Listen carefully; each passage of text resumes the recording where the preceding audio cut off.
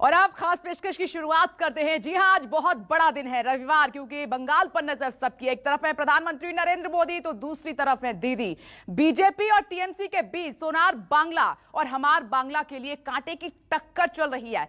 Tough fight है, लेकिन सबके बीच आज प्रधानमंत्री नरेंद्र मोदी और मुख्यमंत्री ममता बनर्जी के बीच शक्ति प्रदर्शन होने वाला है। सिलीगुड़ी में ममता बनर्जी पैदल मार्च करेंगी तो दोपहर 2 बजे प्रधानमंत्री नरेंद्र मोदी कोलकाता के ऐतिहासिक ब्रिगेड परेड ग्राउंड में जनसभा को संबोधित करने वाले हैं। यह कोलकाता का वो ब्रिगेड परेड ग्राउंड है जहां अंग्रेजों से लेकर अब तक कई बार लोगों ने बंगाल का इतिहास बनते देखा है। बंग, बांग्ला और बंगाल की पहचान, ब्रिगेड परेड ग्राउंड की क्या है कहानी, इस पूरी रिपोर्ट में आपको दिखाते हैं। ये तृणमूल ने लेफ्ट से बम बंदूक का जो कल्चर उधारी लिया है, उसको परास्त करने के लिए मौका है।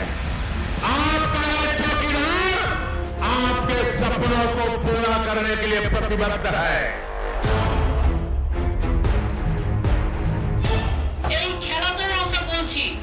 আপনাদের হেরে ভূত করে দেব।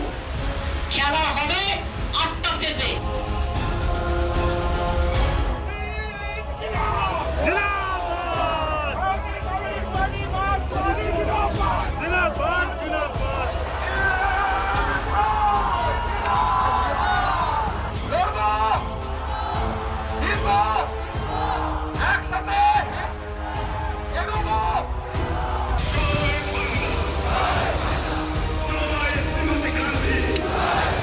আমি শুধু দেখবো কটা গোল আপনারা দিতে পারেন, খেলায় কে জেতে আর খেলায় কে হারে। चुपचाप चुपचाप चुपचाप चुपचाप चुपचाप। कोई भी शक्ति नहीं है जो बंगाल के सीपीआईएम और लेफ्ट फ्रंट को कुचल सकते हैं। जहां से अंग्रेजों के शासन का अंत हुआ,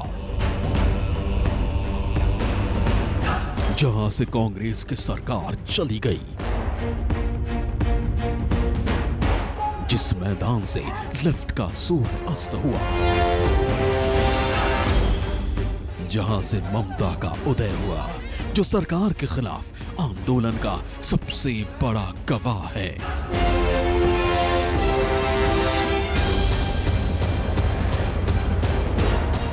कोलकाता का ब्रिगेड परेड ग्राउंड एक ऐसा ऐतिहासिक मैदान जो प्लासी के युद्ध से लेकर वर्तमान सियासी रण का गवाह बन चुका है।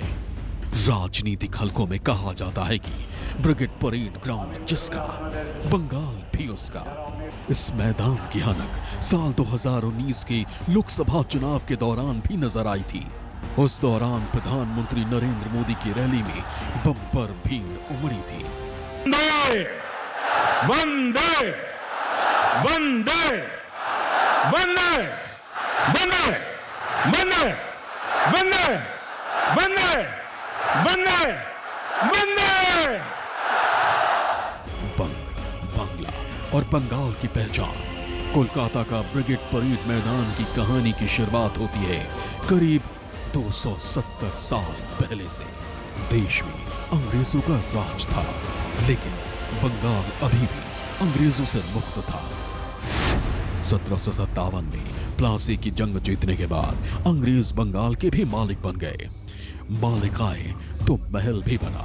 अंग्रेजों ने इंग्लैंड के तीसरे किंग विलियम के नाम पर फोर्ट विलियम महल बनवाया। किले में अंग्रेजों की फौज रहती थी और परेड के लिए किले के सामने ही एक मैदान बनाया गया जिसका नाम ब्रिगेड परेड ग्राउंड रखा गया। ब्रिगेड परेड ग्राउंड में पहली राजनीतिक रैली आज़ादी के पहले यानी 1919 में उस वक्त हुई थी जब रोलेट एक्ट के विरोध में यहाँ पर फायरिंग के खिलाफ आवाज बुलंद की गई थी। यह आंदोलन चित्तरंजन दास के नेतृत्व में स्वतंत्रता सेनानियों ने किया था। अंग्रेज शासन अस्त हुआ तो किला भारतीय सेना के कब्जे में आ गया और किले के सामने का ब्रिगेड परेड ग्राउंड सरकार की संपत्ति बन गई। इसके बाद से इसका राजनीतिक इस्तेमाल होना शुरू हो गया।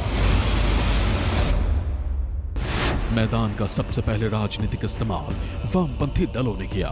29 जनवरी 1955 में परेड मैदान सोवियत प्रीमियर निकोल एलेक्जेंड्रोविच और सोवियत कम्युनिस्ट पार्टी के पहले सचिव का यहां पर भव्य स्वागत किया गया। जवाहरलाल नेहरू और पश्चिम बंगाल के तत्कालीन मुख्यमंत्री विधान चंद्र रॉय ने उन्हें आमंत्रित किया। इसके बाद 6 फरवरी 1972 को इंदिरा गांधी और बांग्लादेश के उस वक्त के प्रधानमंत्री शेख मुजीबुर रहमान की यहां पर एक रैली हुई थी, जिसमें 10 लाख लोगों की भीड़ जुटी थी।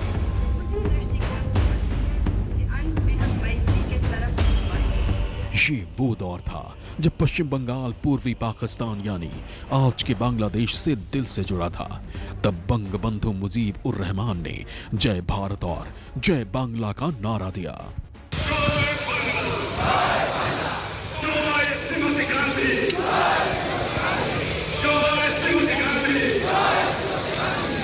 बड़े बड़े मैदान की पहचान दो तरह से की जाती है, पहली खेलने के लिए और दूसरी सत्ता नीति को रास्ता बाहर दिखाने के लिए।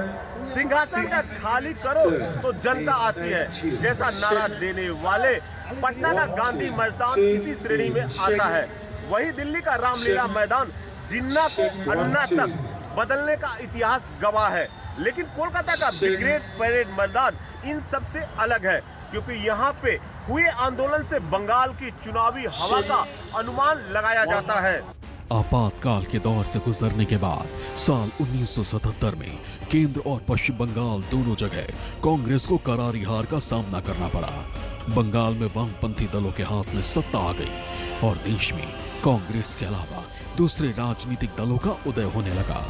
उस दौरान साल 1984 में ब्रिगेड परेड ग्राउंड पर एक रैली हुई। इसमें ज्योति बसु, एन.टी. रामाराव, रामकृष्ण हेगड़े, फारूक अब्दुल्ला, चंद्रशेखर और ई.एम.एस. नंदूदरीपाद शामिल हुए। तब परेड ग्राउंड उस विचारधारा का गवाह बना जो गैर कांग्रेसी सत्ता के गठजोड़ को तैयार कर रहा था। लेकिन वक्त को कौन कैद में रख सकता है? समय बदल रहा था और हवा का रुख दूसरी दिशाओं की तरफ मुड़ रहा था। जिस परेड ग्राउंड से बंगाल में लेफ्ट शासन का उदय हुआ था, अब उसी मैदान में ममता के सियासी कद बढ़ाने की तैयारी हो रही थी। ममता का राजनीतिक कद क्षितिज से शत्रप की ओर बढ़ रहा था। हालांकि अब तक ममता का मिलन बंगाल के तृणमूल और माटी मानुष से नहीं हुआ था।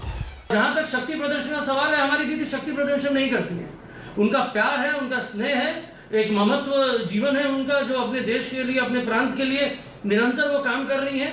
और हमको पता है कि सबसे पहले अगर आपको भगवान मौका दे तो अपने प्रांत के लिए कुछ करे, और फिर मौका दे तो देश के लिए कुछ करे। और प्रांत से ही देश बनता है, देश से प्रांत नहीं बनता, प्रांत से ही इतने सारे प्रांत होकर देश बनता है। तो जब हमारा जो ब्रिगेड होता है, जब दीदी का जो ब्रिगेड होता है, उनके स्नेह और उनके प्रेम के लिए ही होता है, और कोई शक्ति प्रदर्शन नहीं है। हमारे यहाँ शक्ति प्रदर्शन के लिए माँ दुर्गा और माँ काली समक्ष है, हमको किसी की जरूरत नहीं है।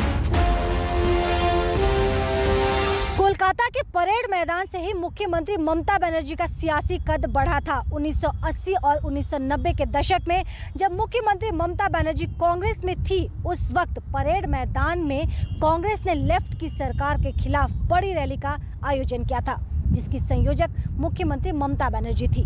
लेकिन इस रैली की गूंज बंगाल के कोने कोने तक ऐसी पहुंची कि मुख्यमंत्री ममता बनर्जी वाम दलों के खिलाफ बड़ा चेहरा बनकर उभर गई। जनवरी 1998 में ममता ने कांग्रेस से अलग होकर अपनी नई पार्टी टीएमसी बनाई और 2011 में 34 साल पुरानी लेफ्ट शासन का सूर्य अस्त हो गया। बदला नहीं, बदलाव के नारे से ममता बनर्जी सत्ता में आ गई। आजादी के बाद ये मैदान सभी सियासी दलों के लिए शक्ति प्रदर्शन का भी प्रतीक रहा है। 1984 में केंद्र सरकार के खिलाफ फारूक अब्दुल्ला, चंद्रशेखर और ज्योति बसु समेत कई बड़े नेताओं ने इसी मैदान से यालगार किया था। फिर 2019 में ममता बनर्जी ने भी केंद्र की मोदी सरकार के खिलाफ इसी मैदान में अपनी ताकत दिखाई थी।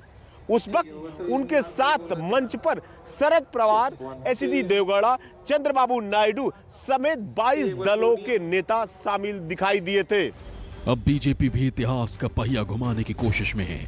2019 में इसी ग्राउंड में प्रधानमंत्री मोदी की जनसभा में भारी संख्या में लोगों की भीड़ जुटी। उस वक्त बीजेपी ने लोकसभा की 18 सीटें जीतकर ममता के मजबूत किले में दरार डाल दी थी। ब्रिगेड मैदान ने इसके पहले कभी इतनी बड़ी भीड़ देखी नहीं। पैरेड मैदान के इस्तीमामा सियासी दल अपने शक्ति प्रदर्शन के मकसद से रैली करते हैं। जनसभा में जमी भीड़ ये तय करती है कि बंगाल में किसकी बयार हो रही है। लेफ्ट ने यहीं से अपनी ताकत दिखाई और लेफ्ट के समय में ममता की सियासी कद भी यहीं से बढ़ा था। 2019 के लोकसभा चुनाव में बीजेपी ने अपने सत्ता के खिलाफ ऐसे ही भीड़ जमाई थी। पश्चिम बंगाल में अगली सरकार भारतीय जनता पार्टी की सरकार बनने जा रही है। बंगाल के लिए भी गर्व की बात है, हमारे लिए भी गर्व की बात है कि जिस प्रकार जनता का प्रेम और स्नेह हमें दिखाई दे रहा है। ये मैदान जो देश के बड़े मैदानों में से एक है, ये छोटा पड़ेगा ऐसा लगता है हमको। हम तो कह रहे हैं कि भवानीपुर हम जीतेंगे, पूरे बंगाल में हम 200 से ज़्यादा सीट जीतेंगे और ममता जी को नंदीग्राम से भी हराएंगे। अब बंगाल में एक बार फिर चुनाव है और सभी सियासी दल अपने विरोधियों को इसी परेड मैदान से अपनी शक्ति का आभास करा रहे हैं। ऐसे में अब बंगाल को तय करना है कि कौन बदलाव की बहार लाएगा। लेकिन बंग भूमि में सियासी बदलाव की जो तस्वीरें ब्रिगेड परेड ग्राउंड ने देखी हैं, वो इंग्लैंड के तीसरे किंग विलियम के नाम पर बने किले के कंगूरों में शायद जरूर गूंजती होगी। मनु कृष्णा, मनाली दत्ता के साथ मनोज पांडे, न्यूज़ 24 कोलकाता।